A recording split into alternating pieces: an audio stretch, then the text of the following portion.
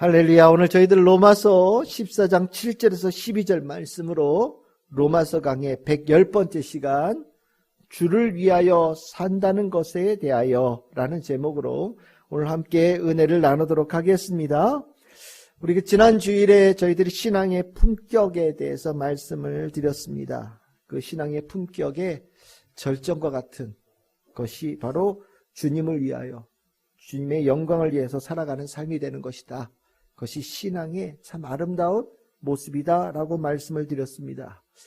그런데 제가 이렇게 주님을 위하여 사십시오, 또 주님을 위하여 주님의 영광을 위해서 사는 것을 잘하고 계십니까? 라고 물으면, 권면을 하면 선뜻 대답하지 못하는 분들이 계셔요.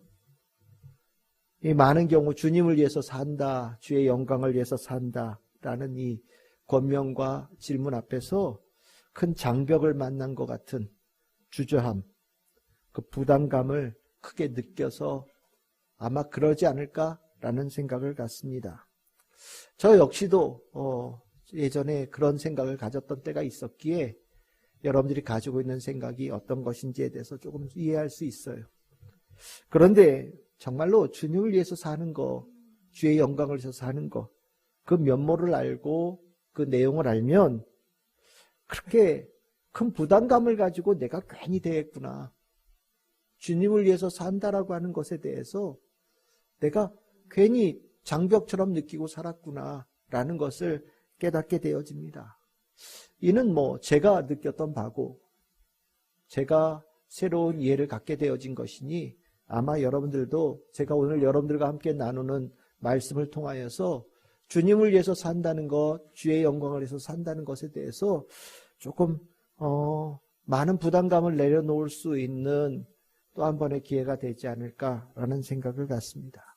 그래서 오늘 저는 여러분들하고 주님을 위해서 산다는 것이 도대체 뭔가, 주님의 영광을 위해서 산다는 것이 도대체 뭔가에 대한 저의 이해, 오늘 이 로마서 14장 7절 14절의 말씀을 기초로 여러분들하고 좀 나누려고 합니다. 먼저 우리가 주를 위해서 산다라는 것을 이해하기 위해서는 그 이유를 알아야 돼요. 왜 우리가 주를 위해서 살아가야 되는가? 또 주를 위해서 살아가는 그것의 출발점은 어디에 있는가? 라는 것을 이해하면 이 주를 위해서 산다라는 것에 대한 정말 많은 부담감, 장벽이 허물어지는 것을 경험할 수 있습니다. 여러분들 주님을 위해서 왜 삽니까? 주의 영광을 위해서 우리가 살아가야 될 그 시작, 출발점은 어디에 있다고 생각하십니까? 그 출발점은 주님이 나를 지극히 사랑하셨기 때문입니다. 주님께서 나를 지극히 사랑하셨기 때문에 내가 주님을 위해서 살 수 있게 되어지고 살아야 되는 은혜를 입게 되는 겁니다. 내가 주를 위해서 산다라는 결심을 갖기 이전에, 이미 그 전에 주님께서 나를 위하여서 사셨고 나를 위하여서 죽으신 그 일을 이미 하셨어요. 내가 주를 위해서 산다라는 것에 대해서 우리가 정말 큰 장벽, 세상 처음 듣는 것 같은 말이라고 듣게 되어지지만 실은 그 이전에 주님께서 나를 위하여 사시고 나를 위하여 죽으셨던 그 이전의 단계가 이미 있는 거예요. 그것을 이해하고 나면 주를 위하여서 산다라는 이 단어가 멀리 있고 아득하게 보이는 그런 단어가 아니라 이미 내 삶에 깊숙하게 들어와 있는 단어고 내 삶을 이미 지배하고 있는 은혜라는 것을 깨닫게 되어집니다. 우리가 주님을 위해서 산다라는 것을 이렇게 처음 잘못 들으면 뭔가 내놔야 될 것 같고 때에 따라서는 많은 것을 소리해봐야 될 것 같고 뭔가 내가 하고 싶은 많은 것들을 놓치는 것 같은 생각이 들 때가 있어요. 손해와 이익에 대해서 민감하다 보니까 주를 위하여 살라라는 이 말씀 안에서 우리는 먼저 손해라는 생각이 먼저 든단 말이죠. 그런데 정말로 이 주를 위하여서 산다라는 이 단어를 제대로 이해하면요, 손해 날 게 없는 거예요. 이미 주께서 나를 위하여서 모든 것을 다 내어주셨거든요. 주님께서 나를 위하여서 내가 주님을 미처 알지 못할 때 예수님은 나를 위해서 모든 것을 다 내놓으셨고 그것을 실행하셨고 그것을 성취하신 그 은혜를 나에게 주어졌기 때문에 주를 위하여 산다라는 이 단어가 실은 손해라는 단어가 있을 수 없는 거지요. 주님께서 나를 위해서 사시고 죽으셨다라는 이 단어는 주님께서 나를 지극히 사랑하셨다라는 단어와 일치되어진 단어라고 이해하시면 됩니다. 주님께서 정말 나를 사랑하셔요. 주님께서 나를 정말로 깊이 진실로 사랑하신다. 그 사랑한 분이 누구냐? 바로 예수님이다 라고 얘기하는 거죠. 우리가 왜 내가 예수를 위해서 살겠다, 주를 위하여서 살겠다, 주의 영광을 위해서 살겠다라고 마음을 먹게 되느냐? 그 시작이 어디냐? 내 마음에서 시작되는 게 아니에요.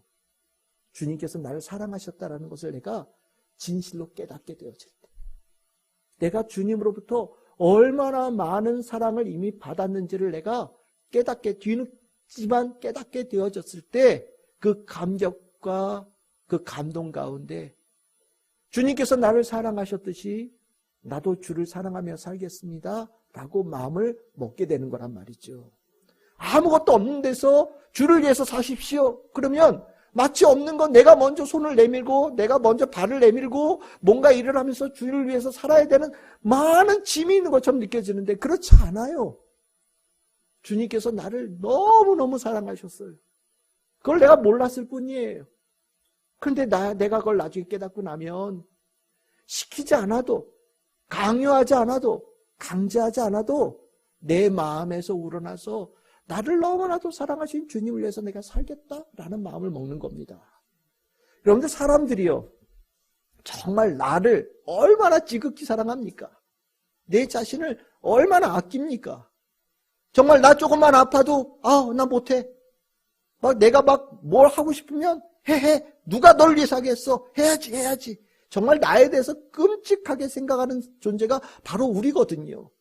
그런데 이게 참 신기한 게요. 나를 그렇게 내 자신이 나를 사랑하면서도 나를 진짜로 사랑하는 게 뭔지를 잘 몰라요. 정말 나에게 필요한 것이 무엇인지를 내 스스로가 잘 깨닫지를 못합니다. 때에 따라서는 나에게 필요한 게 뭐가 있다라는 걸 알면서도 그것을 어떻게 해내야 될지를 잘 몰라요. 그러니까 정말 나를 위하여서 나를 지극히 사랑하면서 살지만 정작 나는 나를 사랑하는 데에 얄팍한 수준의 삶을 살고 있는 거예요. 그 얄팍한 수준에 대해서 사도 바울이 로마서 14장 7절에 이렇게 얘기합니다. 우리 중에 누구든지 자기를 위하여 사는 자 없고 자기를 위하여 죽는 자 없도다.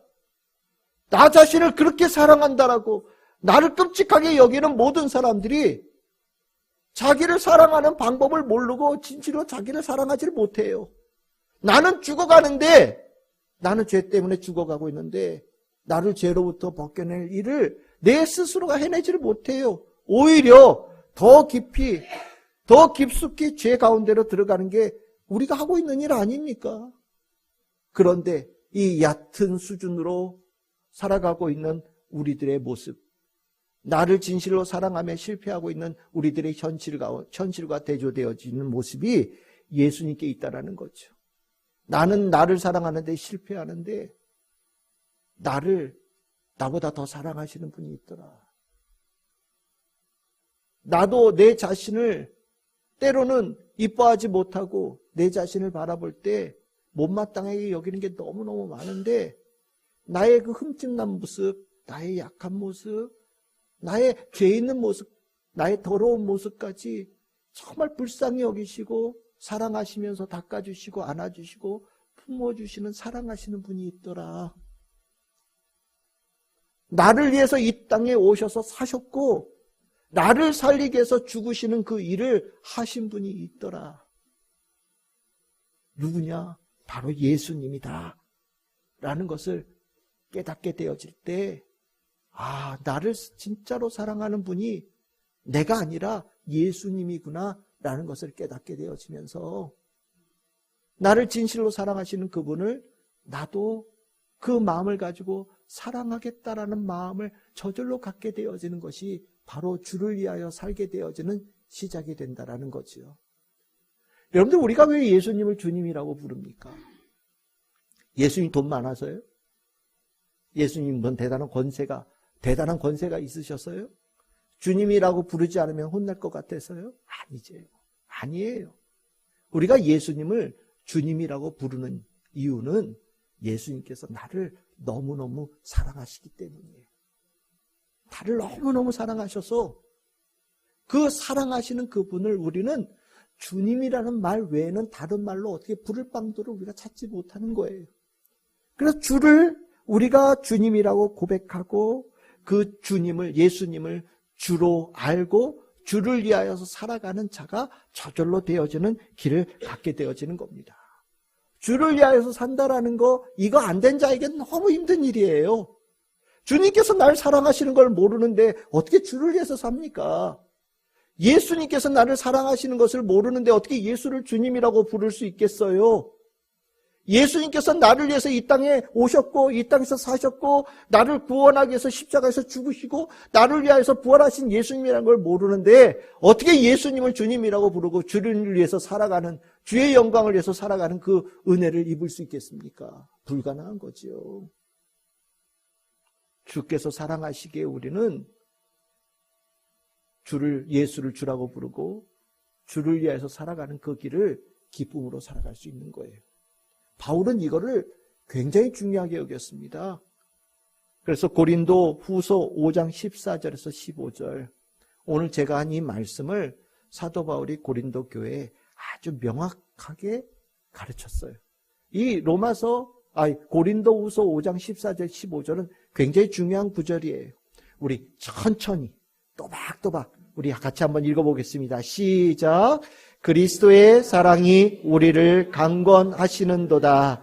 우리가 생각하건대 한 사람이 모든 사람을 대신하여 죽었은즉 모든 사람이 죽은 것이라. 그가 모든 사람을 대신하여 죽으심은 살아있는 자들로 하여금 다시는 그들 자신을 위하여 살지 않고 오직 그들을 대신하여 죽었다가 다시 살아나신 이를 위하여 살게 하려 함이라. 아멘. 14절 제일 처음, 그리스도의 사랑이 우리를 강권한다. 그 강권하심의 내용이 무엇인지를 뒤에다 이렇게 쭉 설명하고 있는 거예요. 그 주의 사랑이 내 삶을 얼마나 크게 지배하고 있는지를 깨닫게 되어지면 15절 제일 끝에 뭐라고 얘기합니까? 다시 살아나신 이를 위하여 살게 되어지는 길로 연결되어진다. 바울이 가르치고 있어요. 저는 우리 성도들이, 모든 성도들이 내가 주를 위해서 살아갈 것은 내가 주로 인하여 다시 태어난 삶이다.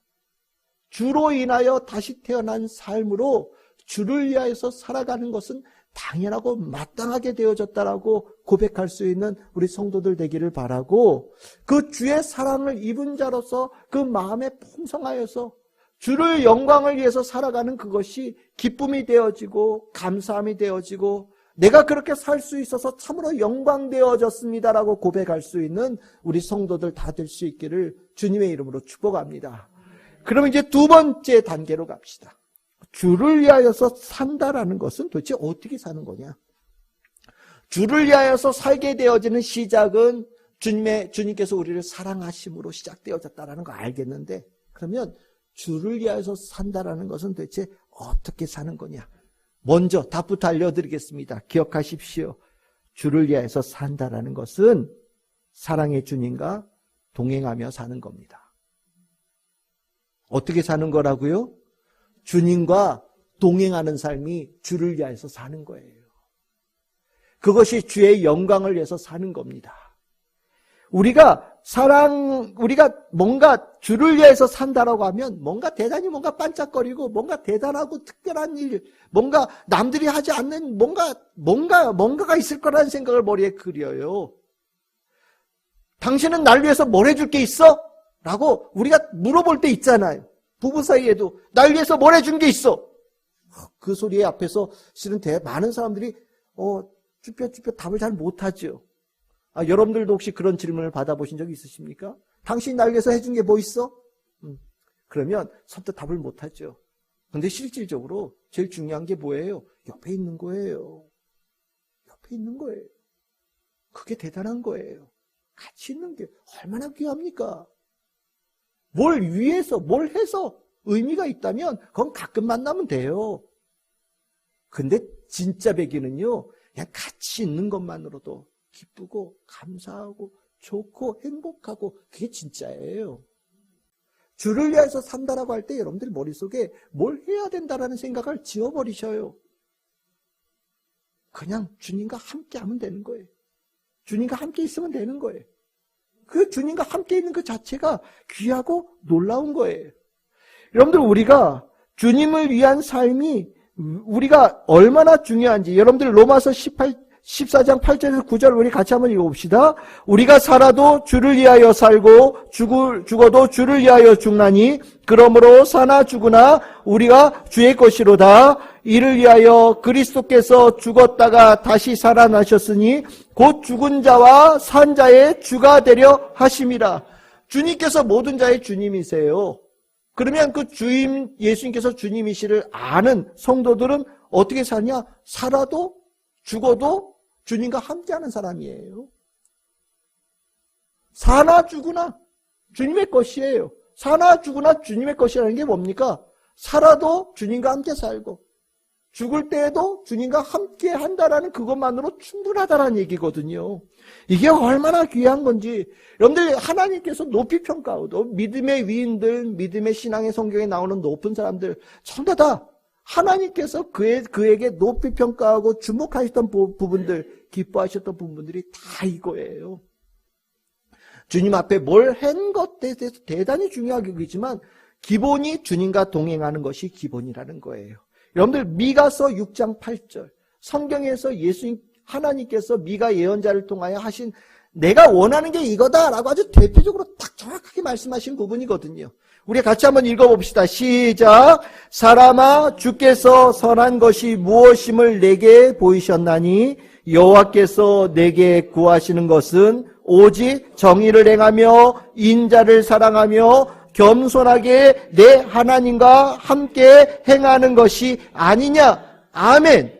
제가 이 구절 굉장히 중요하게 여기거든요. 설교할 때 아마 벌써 10차례 이상 언급했을 것 같아요. 하나님께서 뭘 원하시는지, 뭐를 기뻐하시는지, 뭐를 눈여겨보시는지 아주 명확하게 말씀하셨어요. 왜 이렇게 명확하게 말씀하시냐? 그럼 못 알아들으니까. 하나님께서 뭘 원하시는지 못 알아들으니까 미가 예언자를 통해서 말씀하신 거예요. 공의, 이런 거. 하나님과 생각이 같고 뜻이 같은 거. 인자는 뭐냐? 하나님과 맺은 언약, 계약, 이거 사랑하고 충성을 다하는 거. 그리고 맨 마지막에 뭐예요? 하나님과 동행하는 거. 겸손하게 순종하면서 함께 살아가는 거. 난 이거 중요하게 여긴다. 다른 말로 표현하면 난 이거면 됐어 라고 말씀하시는 거예요. 나는 이거면 된다. 다른 거 원하지 않는다. 나는 이거면 충분히 내 자녀고 나를 위하여서 주의 영광을 위해서 살아가는 성도, 백성이라고 나는 생각한다라고 하나님께서 말씀하시는 거예요.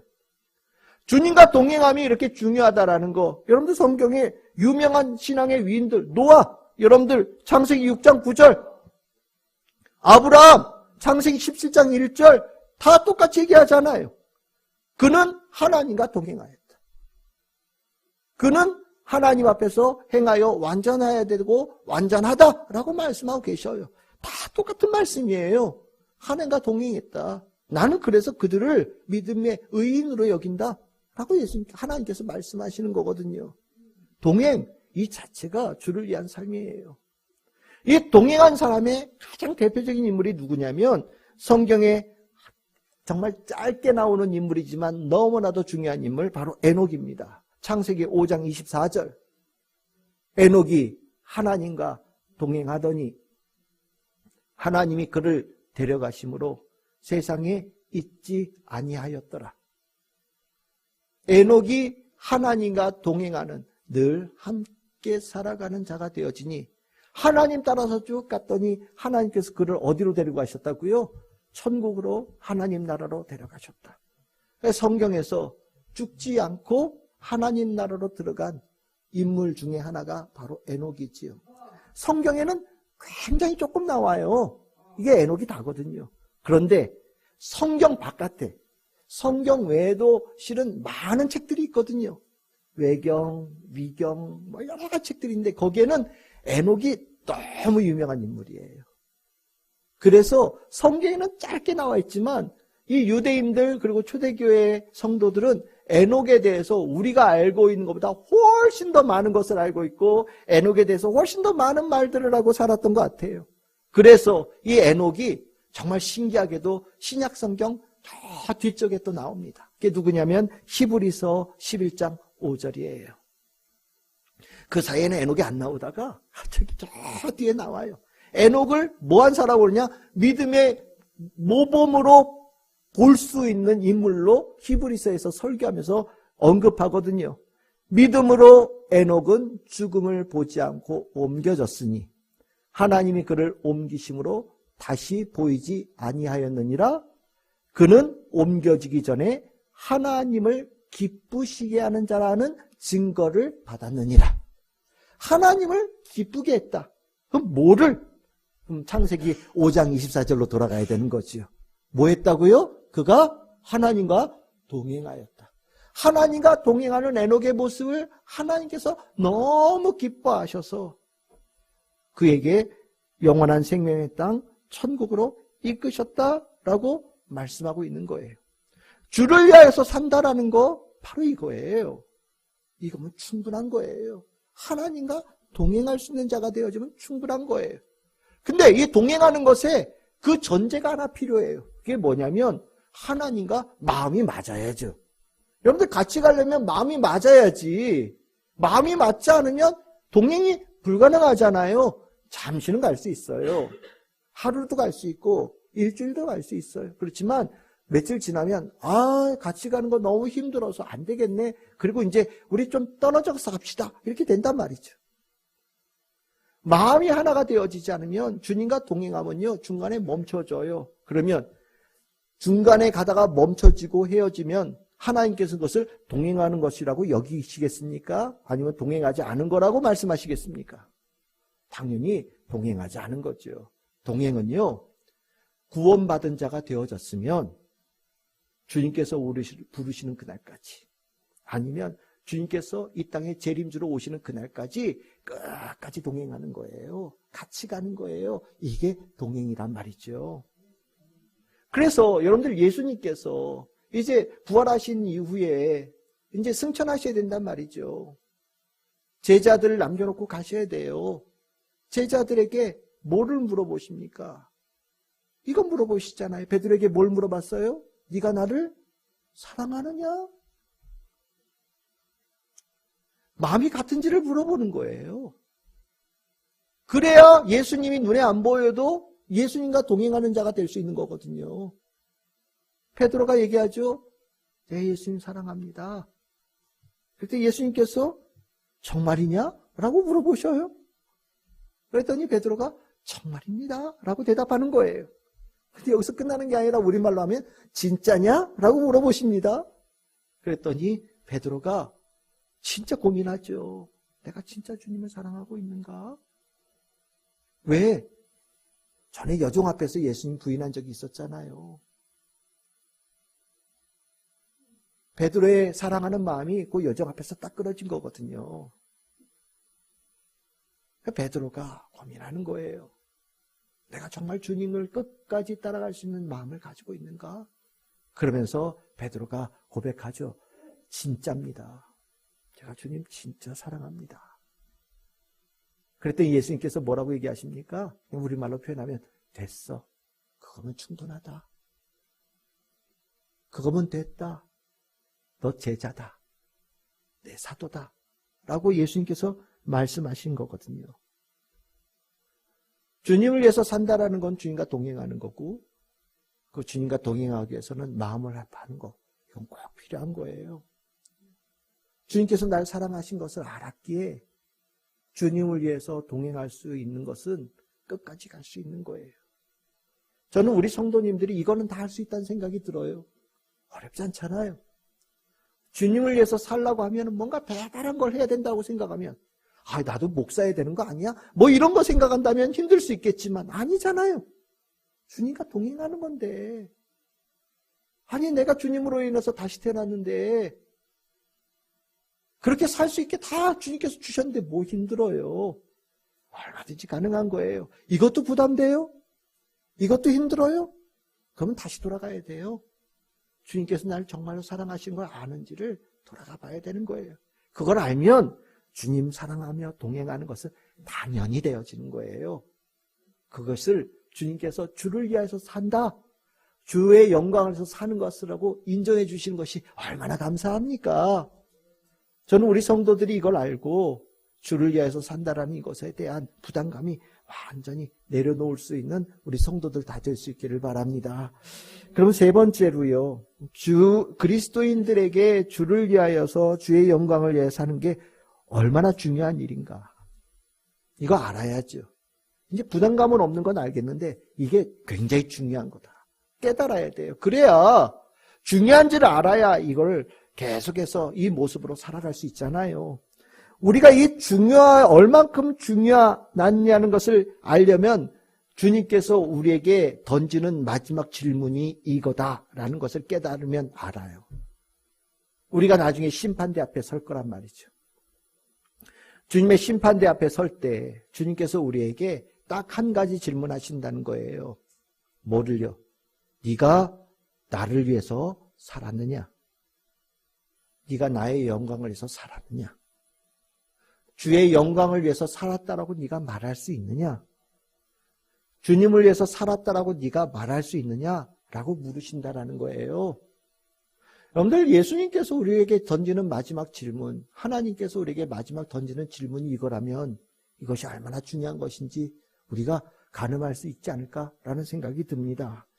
여러분들, 우리가 로마서 오늘 14장 10절 12절 바울에게 우리가 다 하나님의 심판대 앞에 설 때가 온다. 그때 내가 살았노니 모든 무릎이 내게 꿇을 것이요 모든 혀가 하나님께 자백하리라 하였느니라. 그 심판대 앞에서 주님, 진짜 주님 앞에서 무릎은 다 주님 거예요. 혀도 다 주님 거예요. 주님께서 명령하시는 것 앞에서 그 무릎이 명령대로 행하고 그 혀가 명령대로 행한다라는 거예요. 이 말씀은 실은 이사야서 45장 23절을 인용한 거거든요. 주님께서 묻는다는 거예요. 네가 하나님의 영광을 위해서 살았냐, 예수의 영광을 위해서 살았냐 물을 때 뭐가 되느냐? 혀가 알아서 쭉 얘기한다는 거예요. 무릎 딱 꿇고 어디서 여기서 거짓을 고하리이까? 그러면서 쭉 얘기한다라는 거예요. 그리고 그 질문에 대해서 12절에 이러므로 우리 각 사람이 자기를 하나님께 직고할 것이다 라고 말합니다. 하나님께서 던지시는 마지막 질문, 예수님께 던지시는 마지막 질문이 이거다. 정말 여기에 관심이 하나님께서 얼마나 크시고 예수님께서 얼마나 크신지를 명확하게 보여주는 것이다 라고 말할 수 있을 겁니다. 우리가 구원의 은혜를 입은 성도들을 주의 영광을 위해서 살아가는 것은요, 선택이 아니에요. 이건 필수예요. 구원받은 성도들에게 주를 위해서 살아가는 것은 당연한 겁니다. 근데 이 당연한 것을 못한다? 마지막 심판대 앞에서 아마 합격과 불합격이 나누어지는 결정적인 분기점이 되지 않을까라고 아주 조심스럽게 예상해 봅니다. 우리가 이 일이 주를 위해서 살아가는 것이 불가능할 정도로 어렵다면 이 질문 앞에서 우리는 당당하게 얘기했을지 몰라요. 아유, 다 어려운 거예요. 이거 불가능한 거예요. 왜 그런 거를 얘기하면서 우리에게 불합격을 양산하려고 하나님께서 하십니까? 라고 하나님께 반문할 수 있을지 모르겠지만 실은 우리가 주를 위해서 살아가는 것은 지금까지 말씀드렸듯이 다 할 수 있는 거거든요. 어려운 일이 아닌 거예요. 어려운 일이 아닌 것을 당연하게 할 수 있는 것을 하나님께서, 예수님께서 마지막에 물으신다라는 거예요. 그러니까 주님 사랑하는 사람 마음으로 살아가는 성도들은 99.99999%는 다 합격할 수 있는 질문이 되어지는 거예요. 하지만 그렇지 못한 이들도 있을 수 있지요. 있을 수 있어요. 주님 사랑하심 모르고 주를 사랑하지 못하는 이들은 실은 주를 위하여서 사는 것처럼 남들에게는 보였을지 모르지만 실질적으로 주님 앞에서 모든 것이 낱낱하게 다 고백되어질 때 내 혀가 알아서 실은요 저는 주를 위해서 살지 않았고요. 주를 사랑하지 않고 살았고요. 주의 영광을 위해서 살지 않았습니다라고 자기 스스로 고백하는 일들이 일어날 것이다 라고 얘기하는 거거든요. 주님께 사랑 많이 받았지만 주님을 사랑하는데 실패하고 주님의 영광을 위해서 실패하는 자들 있을 수 있다. 여기에 아까 얘기했던 그 인물이 또 나와요. 바로 누구겠어요? 에녹이에요. 에녹이 또 나와요. 근데 이번에는 어디에 나오느냐? 신약 성경 더 뒤쪽에 가면 유다서라고 있어요. 유다서에 보면 유다서 1장 11절 화 있을진저 이 사람들이요 가인의 길에 행하였으며 삭슬 위하여 발람의 어그러진 길로 돌려갔으며 고라의 패역을 따라 멸망을 받았도다. 하나님의 영광을 위해서 주님이 살아계심도 알고 주의 능력도 알고 주의 은총도 알지만 실패한 자들의 이름이 셋이 나오는 거예요. 여러분들 가인 어떻습니까? 동생이 아벨이 하나님께 영광을 돌려요. 근데 그 모습을 보면서 너무너무 질투하잖아요. 그래서 동생 죽인 인물이에요. 발람은 뭡니까? 이스라엘 백성이 출애굽해서요 광야의 길을 걸어서 가나안 땅으로 향하는데 그 꼴이 너무 보기 싫은 거예요. 그래서 돈 받고 하나님의 백성을 저주하라고 나와서 전하라고 돈 받고 예언하는 자의 이름이 발람이죠. 하나님 아는 사람인데 그런 식으로 했던 사람. 고라는 누굽니까? 이것 또한 광야에서 모세에 대항해서 모세 당신만 대단해 나도 대단해 뭐 이러면서 모세를 멸시하고 대들었던 사람이 고라죠. 이 고라 같은 사람들이 있다는 거예요. 이 세 사람은요 한마디로 얘기하면 뭐냐? 주를 위하여서 주의 영광을 위해서 살아가는 거 실패한 사람들이에요. 주님 알지만 주님 살아계심 알지만 주의 사랑 받았지만 실패한 사람들이에요. 그 사람들을 있어요. 왜 이 사람들의 옳고 그름의 기준이 누가 되느냐? 유다서 1장 14절에서 15절 에녹이 나오죠. 누가 기준이냐? 에녹이 기준이에요. 에녹이 자예요. 에녹은 주님과 동행하는 삶을 살았어요. 근데 이 에녹을 딱 놓고 요 사람들을 비교하는 거예요.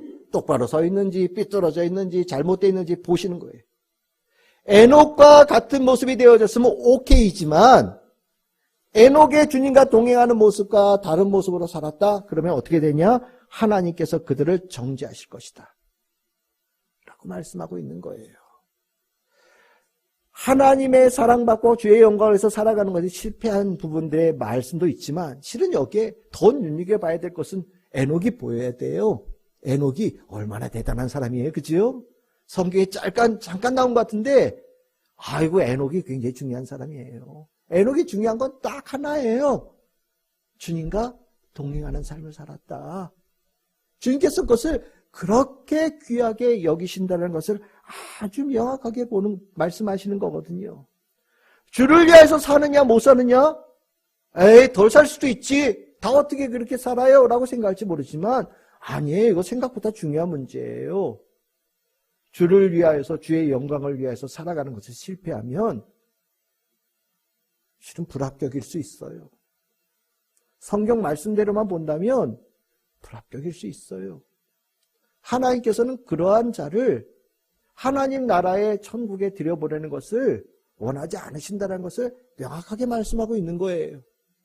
그러니 주를 위하여서 살아가는 것, 주의 영광을 위해서 살아가는 것 이제 중요한지 여러분들 아시겠죠? 주의 영광을 살아가는 것을 놓쳐버리면 실은 인생에 답이 없는 거예요. 그 앞에서 뭐 여러분들이 번 돈을 내놓겠습니까?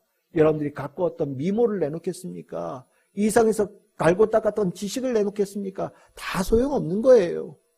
주를 위하여서 사는 것에 대해서 실패하면 어떤 선한 열매도 없는 가장 어리석고 아픈 삶이 되어질 수 있다는 것을 우리는 꼭 기억해야 됩니다.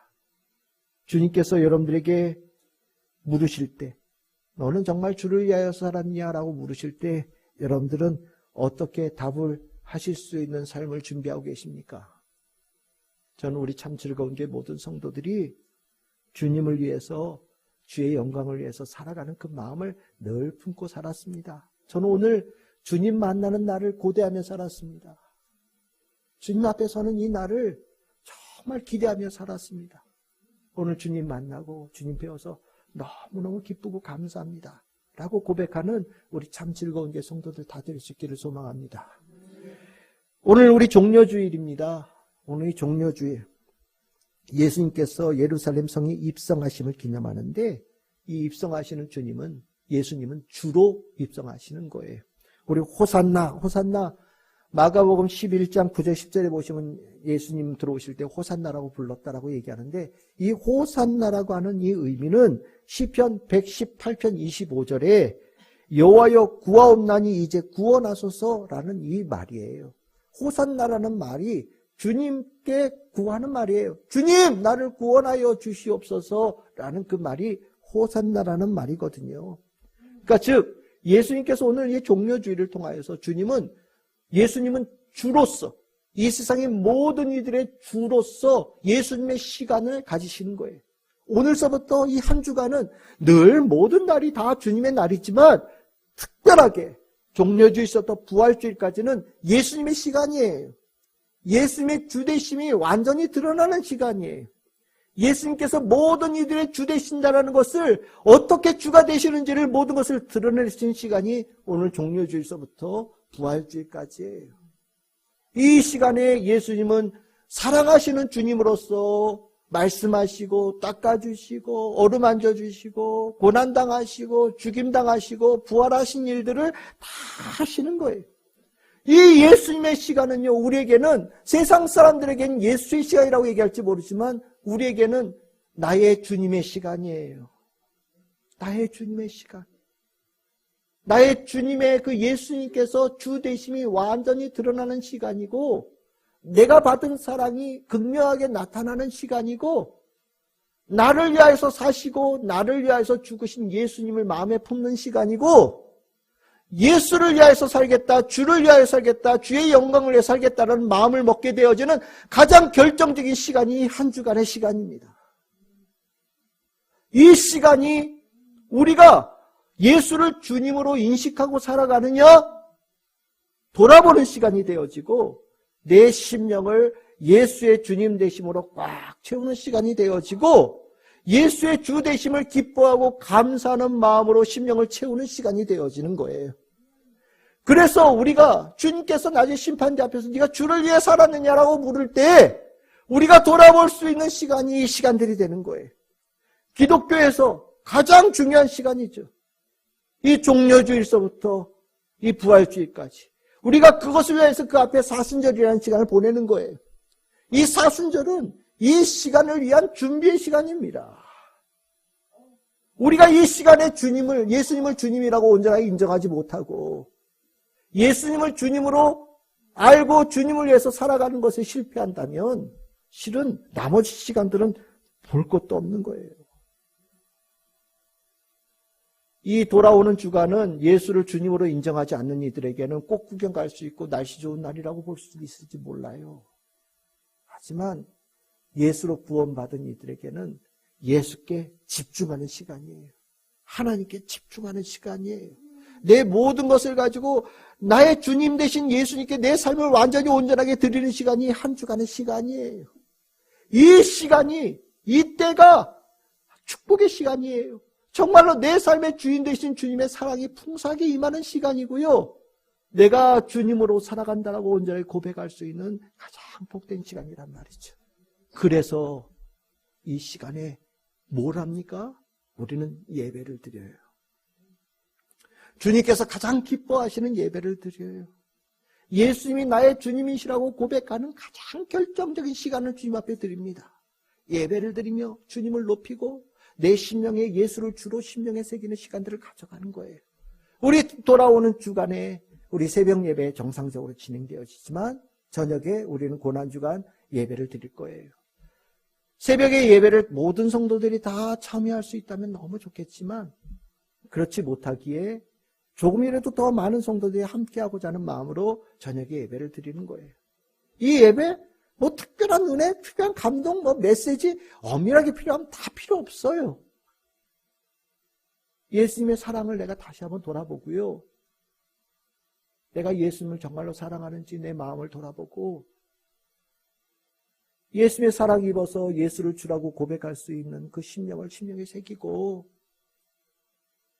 나는 주의 영광을 위해서 삽니다. 그 삶을 살게 해주여 너무너무 감사합니다라고 고백하며 우리는 예수님의 그 사랑의 모든 길을 함께 동행하는 거예요. 그것만으로도 충분한 겁니다. 주님은 이번 주간에 정말 우리 모든 성도들이 주를 위해서 주의 영광을 위해서 살아가는 한 주간이 되기를 주님 원하셔요. 저는 우리 모든 성도들이 혹 이 자리에서 함께 와서 예배하지 못할지라도 온라인으로 함께 예배드리고 한 번 더 주님 생각하고 한 번 더 주의 말씀 읽고 한 번 더 주의 사랑을 고백하고 한 번 더 주님의 영광을 위해서 살겠다라고 마음을 먹는 시간들을 가져가기를 원합니다. 그것을 주님께서 원하시고 주님께서 그것을 기뻐하시니 우리는 당연히 그래야 될 것이고 또 그렇게 다 할 수 있을 것이라고 저는 믿어요. 이 한 주간은 그렇게 우리가 살아갈 때 참 멋진 이 한 주간이 될 거고요. 예수님께서 주님 되시는 그 주님 되심의 능력으로 충만하게 채우는 삶이 얼마나 귀한지를 우리 성도들이 다 깊이 체험하는 복된 주간이 될 것이라고 믿습니다. 주를 위하여서 주의 영광을 위해서 사는 삶, 주님께서 우리에게 주신 구원의 은혜에 응답하는 삶입니다. 우리 참 즐거운 게 모든 성도들 그 주님의 구원에 주를 위하여서 사는 것으로 응답하고 주의 영광을 위해서 사는 것으로 응답하는 축복의 성도들 다 될 수 있기를 주님의 이름으로 축복합니다.